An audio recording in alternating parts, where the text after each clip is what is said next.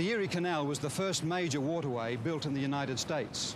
Opened in 1825, it crossed the state of New York from Buffalo near Niagara Falls in the west to Albany on the Hudson River in the east.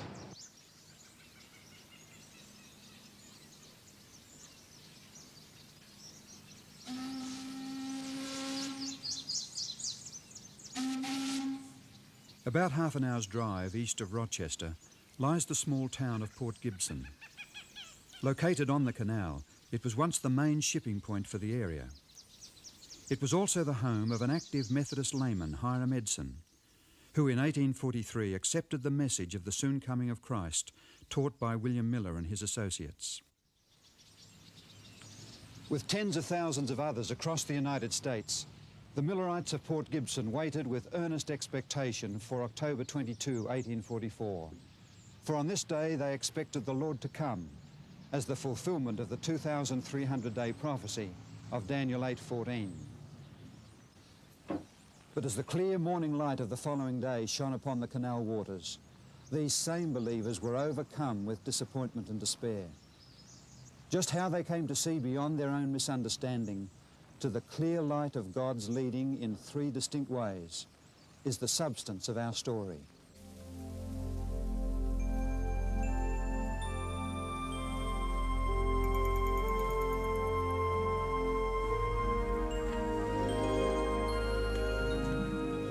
There were many Adventist believers who gathered at Hiram Edson's farm on October 22, 1844.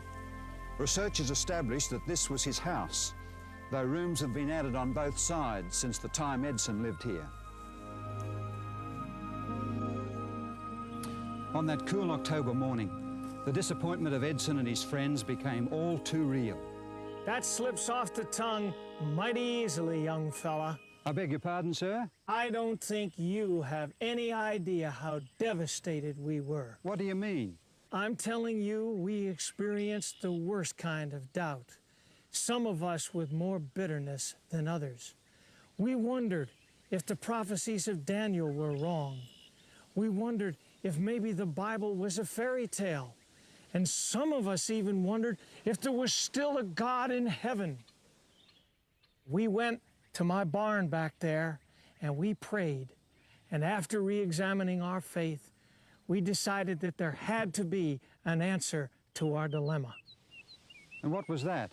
Well, after we'd eaten breakfast, I suggested to young Owen Crozier that we visit some of our neighbors in the area here and see if we could encourage them a bit.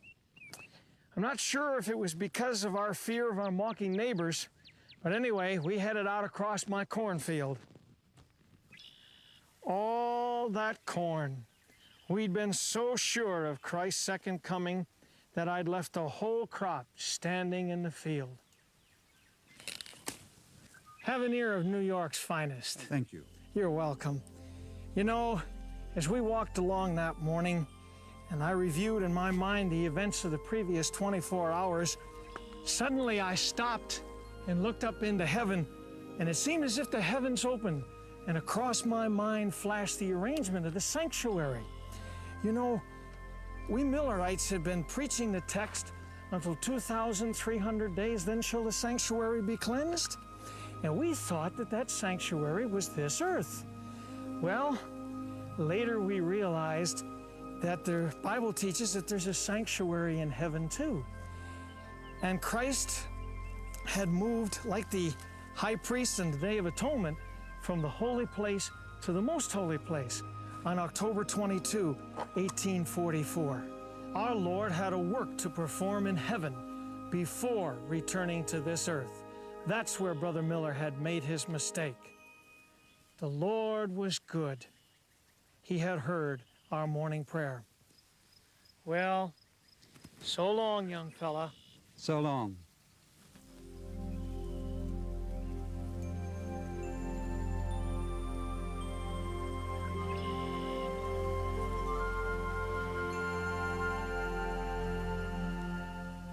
In the following months, Hiram Edson and his associates continued to study the subject of the sanctuary and its cleansing. As they thought of their own experience, they marveled at the similarities between their own disappointment and that of the disciples at the time of Jesus' crucifixion. Eventually, Edson persuaded his friend Crozier to publish their findings in an extra edition of the Millerite journal, The Day Star, February 7, 1846.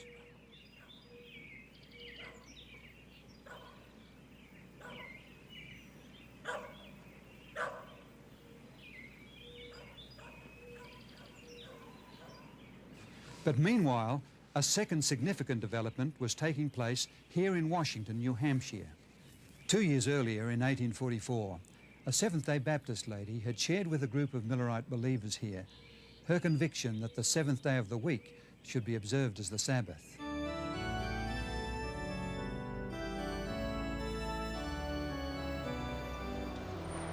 The Christian observance of the seventh-day Sabbath has persisted throughout the Christian era. At times it has been driven underground, but it has always reappeared to urge its message upon the world. From the days of the Apostles down to the 5th century, it continued in various parts of the Roman Empire. However, as the Christian Church slipped further and further into apostasy and adopted the idolatrous rites and practices of sun worship, the seventh-day Sabbath was soon discredited, its observance suppressed, and in its place, Sunday was exalted as the day of worship. During the Reformation of the 16th century, Luther took his stand on the Bible as the supreme authority for the Christian. To Charles V, he declared, "I do not accept the authority of popes and councils, for they have contradicted each other. My conscience is captive to the word of God." This appeal to the Bible and the Bible only was the very foundation of the Reformation.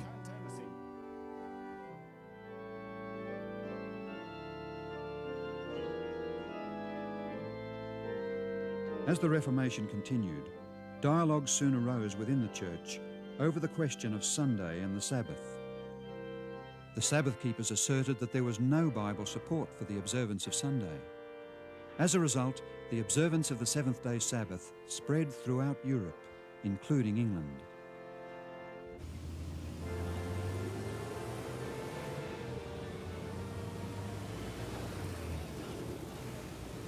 There, agitation over the Sabbath became the centre of controversy among the Puritans throughout the 17th century. Influential people were involved. Among the many who advocated the observance of the seventh day was a London barrister and a Commonwealth Speaker of the House of Commons.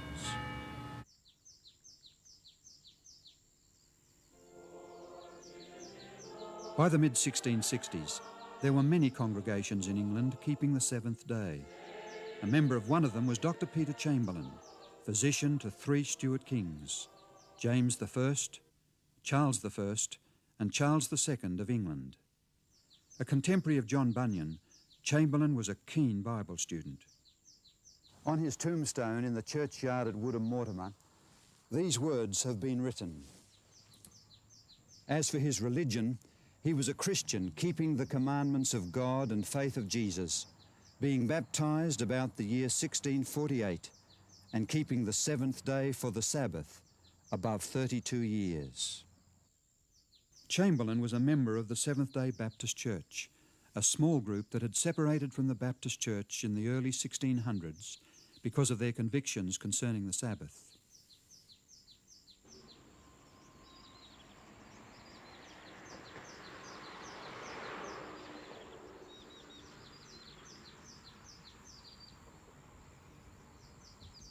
In 1664, Stephen Mumford, a Seventh-day Baptist from England, emigrated to the New World. In 1671, he organised the first Seventh-day Baptist Church in America at Newport, Rhode Island. During the next 170 years, their influence spread throughout America until in 1843, Seventh-day Baptists numbered about 5,500.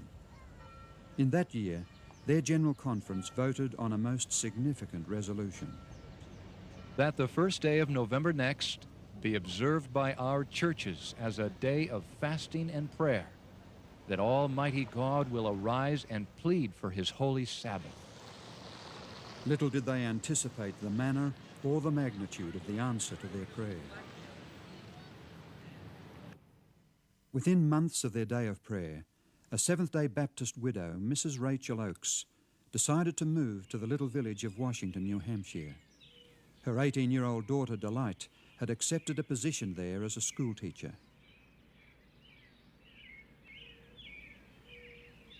Driving into Washington today, the marker on the roadside states that this is the birthplace of the Seventh-day Adventist Church. What happened here to attract such a title?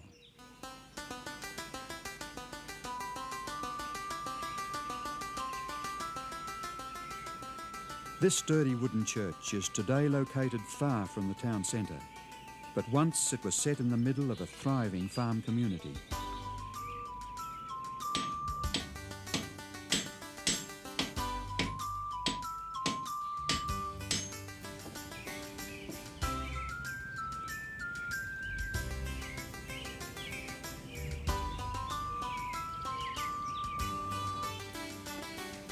In 1844, Frederick Wheeler was the Methodist circuit-riding pastor of this church. 2 years earlier, after reading William Miller's books, Wheeler began to teach the soon coming of Jesus. The majority of his congregation here also adopted Miller's teachings.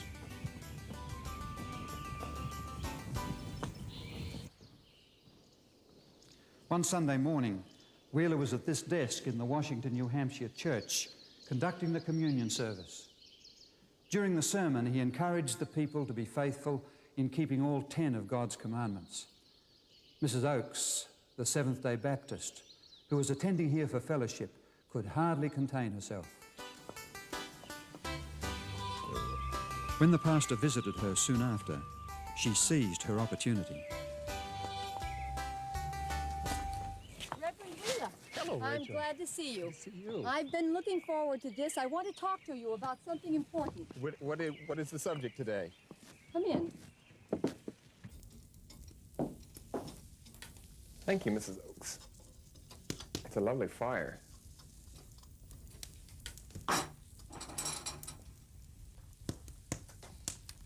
In Sunday service, Reverend Wheeler, you said that everyone who confesses Christ should obey all God's commandments. I am strongly of that opinion, sister. Well, I'll be making it clear.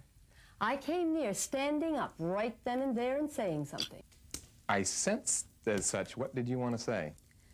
I wanted to tell you that you had best put that cloth back on the communion table until you begin to keep all God's commandments yourself, including the fourth.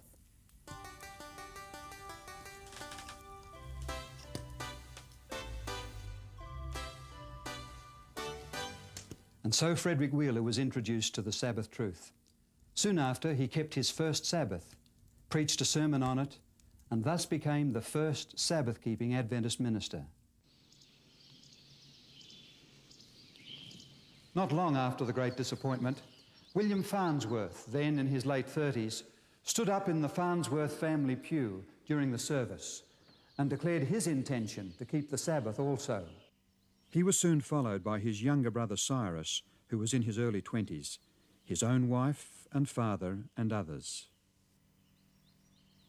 Forced to withdraw from fellowship, these first Sabbath keepers met in the large Farnsworth home not far away. It was not until some years later that they acquired eventual ownership of this church.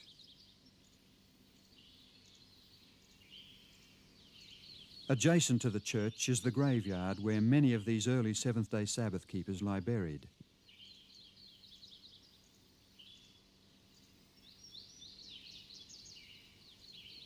This marker reveals that Cyrus Farnsworth later married Rachel Delight Oakes, the school teacher and daughter of Mrs. Rachel Oakes. A short time after Wheeler commenced to keep the Sabbath, a second Millerite minister, Thomas Preble, joined him. Preble was a Free Will Baptist who had travelled with William Miller and proclaimed the soon coming of Jesus. He became the first Sabbath-keeping Adventist to advocate the Seventh-day Sabbath in printed form in an article he published in February 1845. Among the many who read his article which was later printed as a tract, was Joseph Bates, a retired sea captain. He was impressed with its truth. Some years before, Bates had accepted the teachings of William Miller. He held key positions in the Millerite movement and managed to weather the storm of the disappointment of 1844 without losing his faith.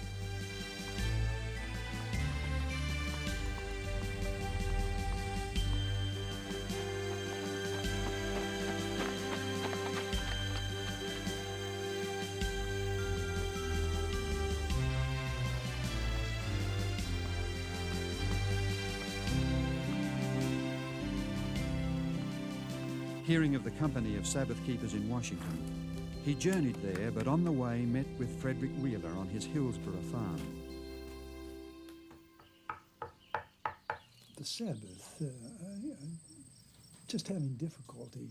They studied the Bible together throughout the night. What I do study, I feel confident is... Next morning, they both went to Washington to Cyrus Farnsworth's home.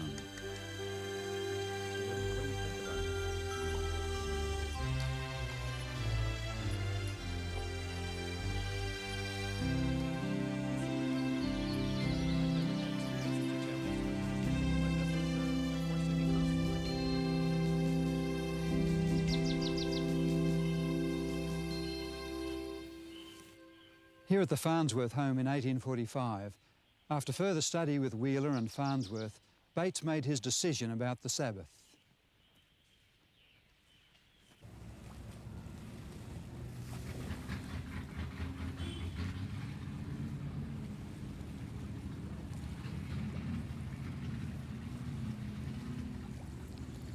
Returning home, Bates was crossing the bridge between Fairhaven and New Bedford, Massachusetts. Only the approaches to the bridge remain today.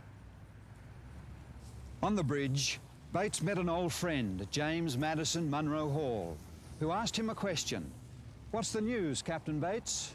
News is that the seventh day is the Sabbath of the Lord our God. And Bates devoted the remainder of his life to proclaiming that news. In August of 1846, Bates published his own tract, The Seventh-day Sabbath, a Perpetual Sign. Its contents pointed to a spiritual heritage received not only from the Seventh-day Baptists, but also from the English Puritans and others before them. It contained as well an important new idea that heralded the prophetic significance of the developing Seventh-day Adventist Church.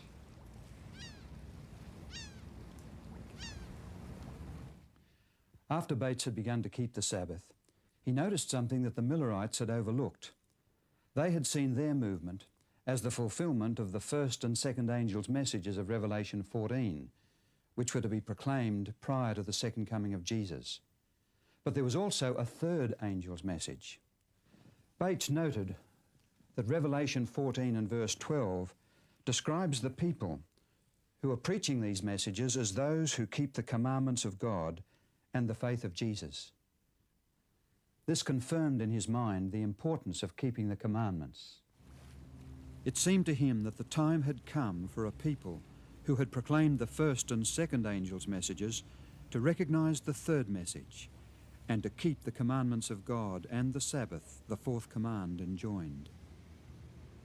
Earlier in 1846, Bates received a copy of the Daystar Extra, which explained Hiram Edson's insights into the heavenly sanctuary and Christ's ministry in the most holy place. He began to correspond with Edson and accepted his invitation to a conference to be held in Port Gibson later that year. There, Edson shared his insights into the sanctuary, but Bates too had something to share.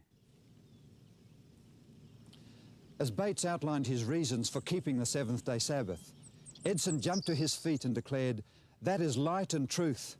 The seventh day is the Sabbath, and I am with you to keep it." And keep it he did till the day of his death.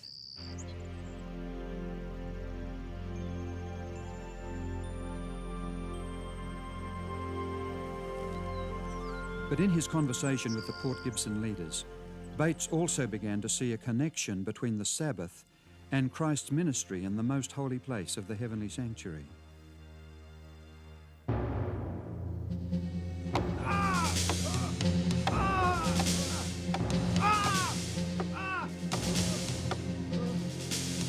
Jesus was at the centre of both teachings. In one, he was the all-sufficient sacrifice as God's Lamb, as well as High Priest, ministering the blood and cleansing the sanctuary.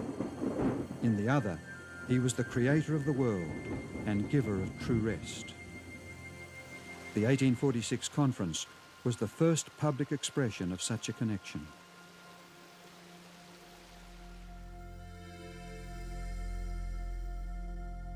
At this conference, Bates listened with great interest to Edson's ideas about the heavenly sanctuary. He knew that the Bible taught that the Ark of the Covenant was located in the sanctuary's second apartment, and that inside the Ark were the Ten Commandments. With great interest, therefore, he read Revelation 11:18, which speaks of the final days of Earth's history, when the nations would be angry and the time had come for the world's last judgment. But then in the next verse he read that at the same time the temple of God, or the heavenly sanctuary, was to be opened, and there was seen in his temple the ark of his testament. Bates reasoned that if Jesus' ministry in the most holy place was now the focus of attention, then the ark, its law, and the seventh-day Sabbath that law commanded also assumed new importance. The fulfillment of the 2,300-year prophecy in 1844 had therefore drawn attention to the heavenly sanctuary in a way never seen before. As a result, two special emphases concerning Jesus emerged. First, he was now engaged in his final work as our high priest in the most holy ministry of that sanctuary. Second, he was Lord of the Sabbath day and had both commanded the seventh day to be kept holy and observed it himself as our divine example. But there was to be a third distinguishing sign associated with God's great final proclamation of the gospel. It too was to come from Jesus, for in Revelation 12:17 it is identified as the testimony of Jesus. Just what does this mean?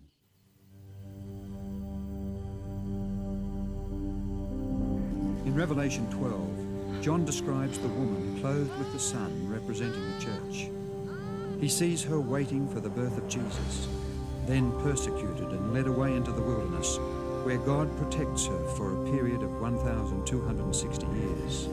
Verse 17 then says, "The dragon was enraged at the woman and went off to make war against the rest of her offspring, who obey God's commandments and hold to the testimony of Jesus." A comparison between Revelation 19:10 and 22:8 reveals that the testimony of Jesus, declared to be the spirit of prophecy, operates through the prophets, those individuals he has chosen to speak his testimony to his people. The Old Testament prophet Joel records, "And afterward I will pour out my spirit on all people. Your sons and daughters will prophesy, your old men will dream dreams, your young men will see visions. Even on my servants, both men and women, I will pour out my spirit in those days." The context of these verses points to their ultimate fulfillment in the days before the coming of the great and dreadful day of the Lord. The 19th century reveals several impressive fulfillments of this prediction.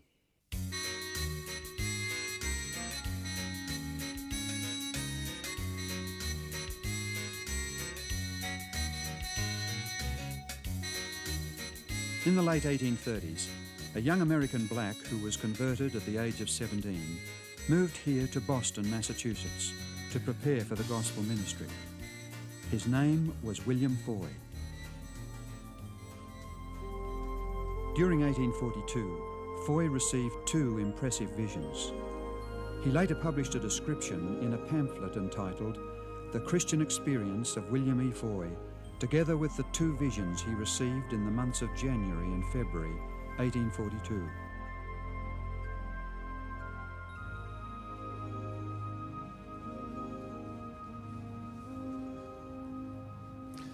On Tuesday evening, January 18, 1842, 23-year-old Foy was meeting with a group of Christians for prayer and Bible study here in Beacon Hill, Boston.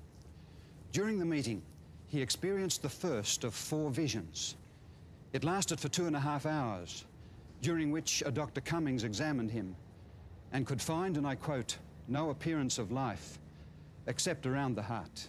In his vision, Foy witnessed the rewards given to the righteous at the second coming and was shown the matchless beauty of heaven. He was hesitant to share his visions, for he knew the prejudice against blacks. But less than 3 weeks later, he was given another vision while meeting in a crowded church. This vision, lasting 12.5 hours, revealed the scenes of the Great Judgment Day. It is with deep regret that I must now pass judgment upon your life.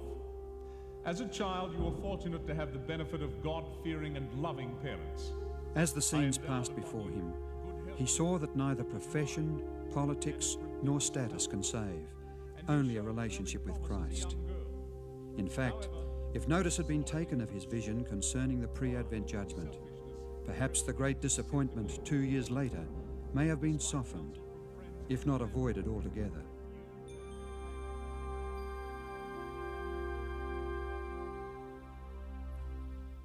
Foy was told to relate to others what he had seen, and during the months that followed, he preached extensively, creating a sensation wherever he went. Vast crowds heard him tell of what he had seen of the heavenly world and the need to prepare for it. It appears that 2 more visions were given to him, including one revealing 3 steps to the heavenly city, which he did not understand. For nation shall rise against nation, and kingdom against kingdom. And there shall be famines, pestilences. No more visions were given to William Foy after the disappointment. However, he maintained his hope in the second coming of Christ. He continued as an esteemed and beloved preacher in small rural communities, finally settling in East Sullivan, Maine. And this gospel of the kingdom shall be preached into all the world, for a witness unto all nations. There he died in November 1893 and was buried here in the Birch Tree Cemetery.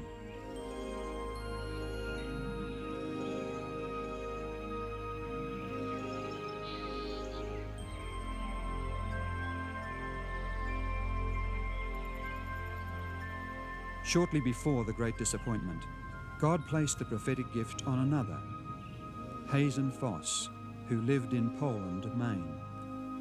He was 25 years old, well-educated, a good speaker, and a believer in the soon coming of Jesus. In his first vision, he was shown the journey of the Advent people to the city of God. It corroborated with Foy's visions and included a view of 3 steps by which God's people approach the holy city. After the disappointment, he was told to relate what he had seen. Fearing opposition, Foss refused. In a second vision, he was again urged to share what he had seen, but still he refused. A third vision followed, in which he was told that he was released and that the burden would be laid upon one of the weakest of the weak, who would do the Lord's bidding.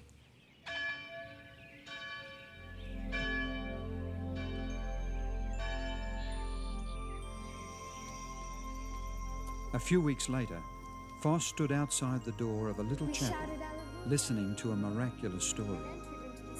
He was urged to come into the meeting, but he refused. The manna, almonds, figs, pomegranates, and grapes, and the other fruit. I asked Jesus to let me eat of them. He said, "Not now. Those that eat of this fruit return to earth no more. You must go back and relate to others what I have revealed to you." Then an angel bore me gently down. What he heard was an account of a vision almost identical to the one given him. Who was it that Foss saw that night? Her name was Ellen Harmon, a 17-year-old girl so ravaged by tuberculosis it threatened to take her life. She could barely speak in a whisper and was often wakened from sleep by coughing and bleeding in her lungs. Yet God took this weakest of the weak and called her to give the testimony of Jesus to his people. Empowered by God's Spirit, she was to bear that testimony for the next 70 years.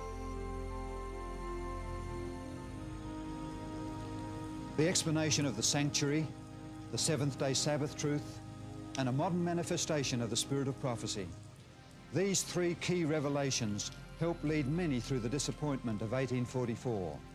And it was the last of these, in the person of Mrs. Ellen Gould White, who was to continue to act as a compass for this fledgling group of believers well into the 20th century.